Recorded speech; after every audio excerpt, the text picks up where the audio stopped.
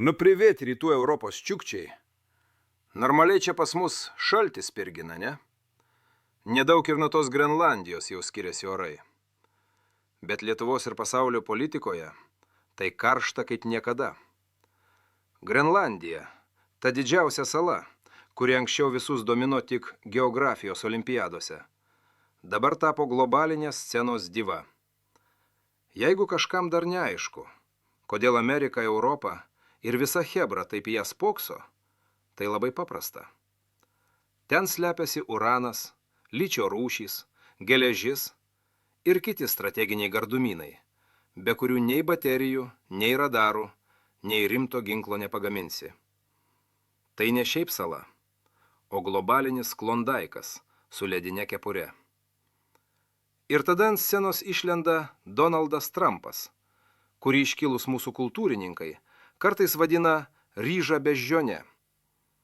Tai žmogus, kuris gali pranešti apie naują branduolinę doktriną taip, lyg reklamuotų naujus golfo lazdų modelius.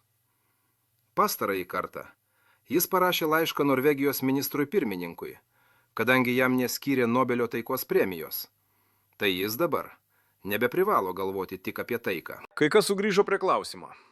Palaukit, o kada jis iš viso galvojo tik apie taiką? Bet kam detalės, jeigu už lango geopolitinis cirkas vyksta realiu laiku? Trumpo argumentas paprastas kaip čiukčios logika. Jeigu aš negaunu medalio, aš darysiu, kas JAV naudinga. Sakytum, toks šantažo modelis šiek tiek pavojingas, bet žmogus bent jau nuoseklus.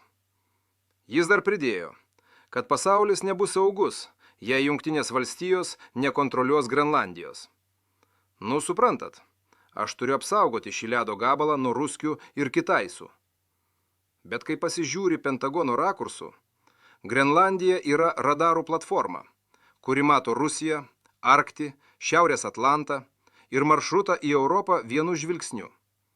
Pigiau ir patogiau nei statyti naują lėktuvnešį. Europiečiai išgirdę, kad amerikiečiai dabar ne šiaip nori Grenlandijos, bet ir ruošiasi dėl jo surengti tarifų karą, truputį nurijo kavą ne į tą skylę. Prancūzai ėmė kalbėti apie prekybos bazuką, kuri iki šiol gulėjo sandėlyje nuo tada, kai Lietuva apskundė Kiniją dėl Taivano biuro.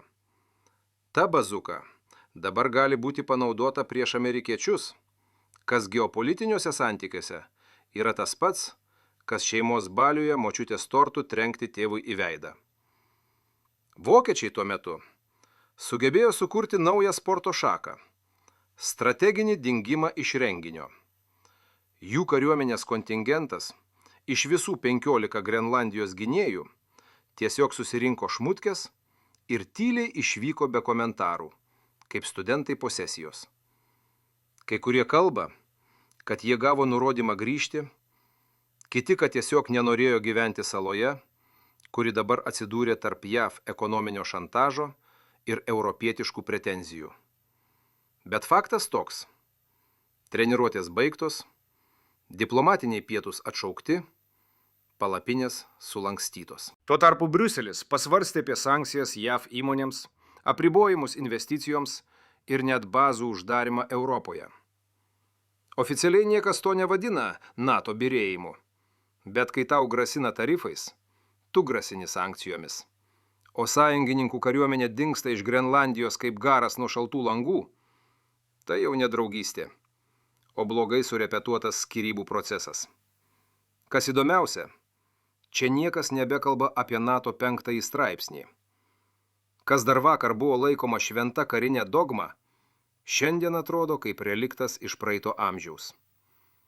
Jeigu europiečiai grasina amerikiečiams prekybos bazuka, o amerikiečiai europiečiams tarifų kirviu, tai apie kokią kolektyvinę gynybą mes dar galim užsiminti be ironijos. ES vidaus logikoje viskas yra paprasta. Jeigu JAV pradeda grasinti muitais Danijai, Suomijai, Vokietijai, Prancūzijai, Nyderlandams ir Norvegijai tuo pačiu metu, tai jau nebe derybos, o priešiška ekonominė operacija. O jeigu dar šalia Trumpas deklaruoja, kad tik visiška ir absoliuti Grenlandijos kontrolė užtikrins pasaulinį saugumą, Tai atsiranda toks subtilus klausimas. Ką jis vadina pasauliu?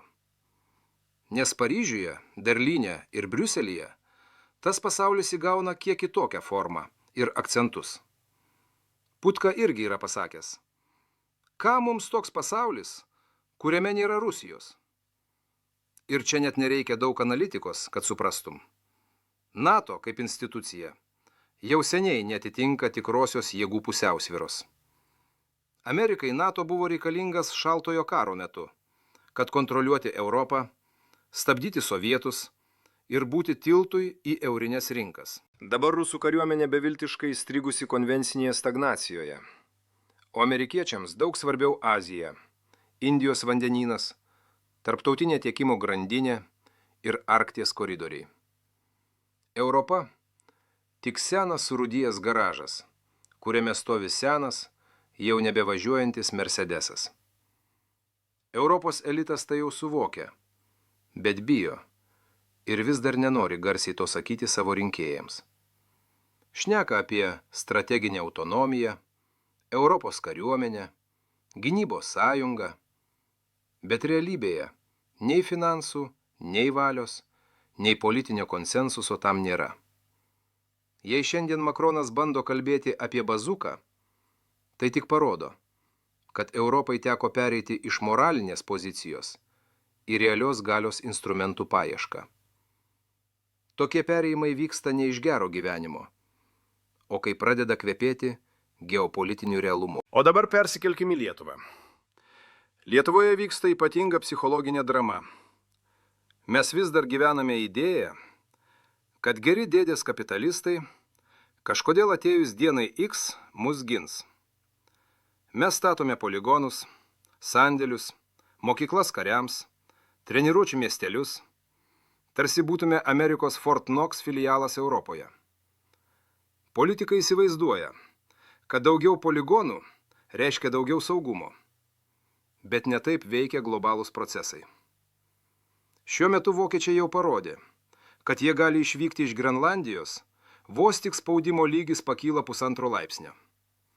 Tie patys vokiečiai šiandien yra Rūdninkuose, o Lietuvoje kasdien kartojama, kad tai mūsų saugumo garantas.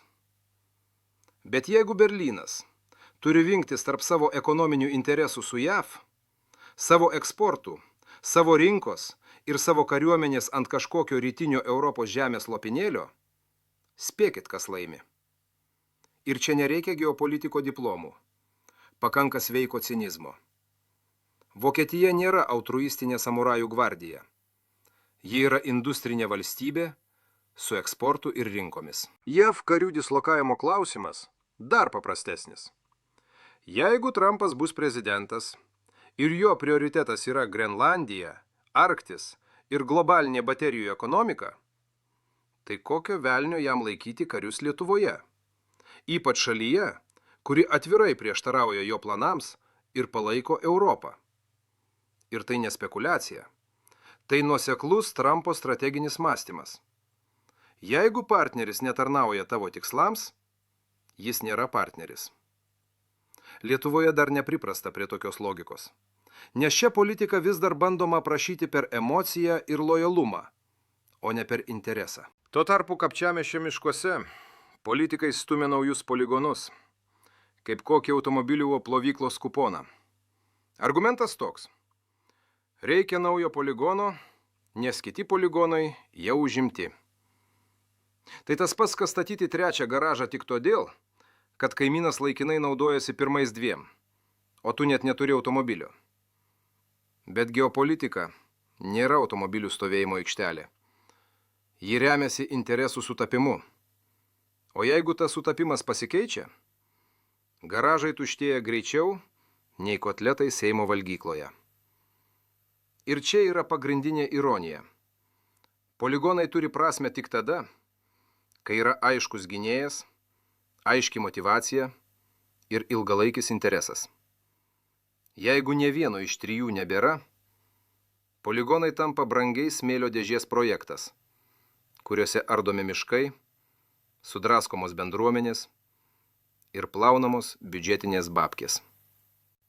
Lietuva šiuo metu stovi tarp 2 epochų Senos, kurioje tikėta NATO kaip magiška garantija, ir naujos, kurioje viskas sprendžiama pagal resursų, koridorių ir žaliavų logiką. Kol mes dar tik ruošiamės psichologiškai, Europa ir Amerika jau sprendžia šią dilemą realiu laiku.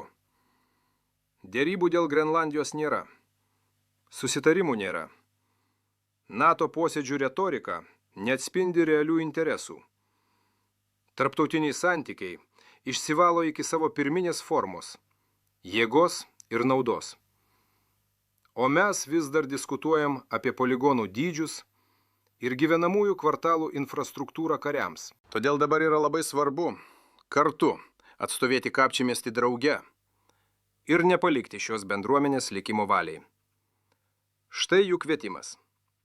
Šeštadienį, sausio 24 dieną, kviečiame į taikų bendruomeninį susitelkimą pavadinimu Kapčiamiestis gyvenimui, ne poligonui, kuriuo norime parodyti, kad Kapčiamiestis yra gyvas liudijimas. Čia yra bendruomenė, čia yra gyvenimai, čia yra verslai, čia yra gamta, čia yra istorija. Todėl sprendimai apie šią vietą negali būti daromi be jo žmonių. Šiuo susitelkimu norime aiškiai deklaruoti, kad Kapčiamiesčio teritorija netinkama poligonui. Tikslas – sudaryti gyvą grandinę kelyje Kapčiamiestis Sopockinas, kelias link Varviškės, Žaliakalnio gatvės pabaigoje, kurios metu žmonės susikibinę rankomis, be agresyvių šūkių ir provokacijų, parodys savo bendrystę. Nurodytoje kelio atkarpoje, nuo Kapčiamiesčio pusės, prašome žmonės rikiuotis kairėje pusėje, o automobilius parkuoti dešinėje pusėje. Nuo 12:30 draugiškas bendravimas tarpusavyje. Tikslas. Pakviesime visus susitikti Kapčiamiesčio miestelio aikštėje, sušilti prie karštos arbatos puodelio, pasiklausyti ir išgirsti apie Kapčiamiestį. Taikus, orus, vieningas žmonių buvimas kartu kalba garsiau nei bet koks šūkis. Kviečiame visus, kuriems rūpi Kapčiamiestis, ateiti, būti kartu ir pasidalinti šią žinią su kitais. Tie, kas galite, su savimi kartu pasiimkite ir Lietuvos atributiką. Palaikykite mus.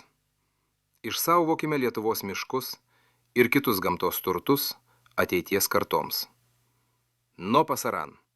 Gana yra, gana. O pabaigai dar norėčiau pakviesti apsilankyti Sąmonės universiteto tinklalapyje mdu.lt. Ten galite įsigyti įdomių produktų, kurių nerasite niekur kitur. Štai mano rankose pokerio kortų kaladė Lietuvos superherojai. Čia rasite juos visus, kurie žaidžia mūsų gyvenimais. Dabar ir tu gali būti žaidėjas, kuris žaidžia jais. Patikėkit, tai labai smagu. Visi kortų žaidimai įgauna dar daugiau spalvų. Tai taip pat labai unikali ir šmaikšti dovana. Dabar jau всё. Мир, дружба, балалайка. Ate.